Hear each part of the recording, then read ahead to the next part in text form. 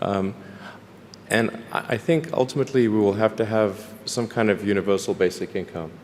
I don't think we're going to have a choice. Universal basic income. Universal basic income, I think it's going to be necessary. So it means that unemployed people will be paid across the globe. Yeah. Because there is no job, machine, robot is taking over.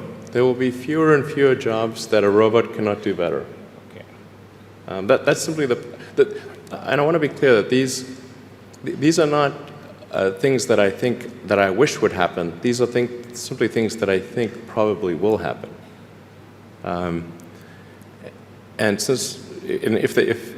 if my assessment is correct and they probably will happen, then we need to say, what are we going to do about it? And I think some kind of a universal basic income is going to be necessary. Now, the output of goods and services will be extremely high. So with automation, there will come abundance. There will be almost everything will get very cheap. I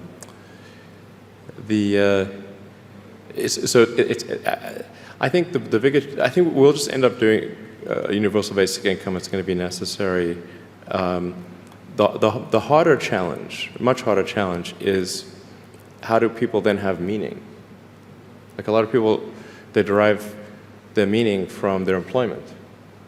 So if you don't have, if you're not needed, if there's not a need for your labor, how do you, what's the meaning?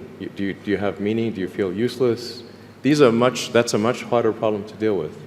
And then how do we ensure that the future is going to be the future that we want, that we still like?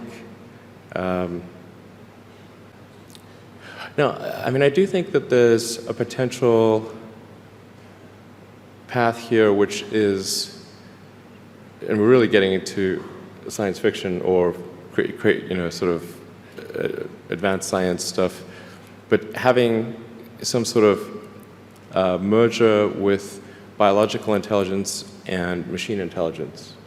To some degree, we are already a cyborg.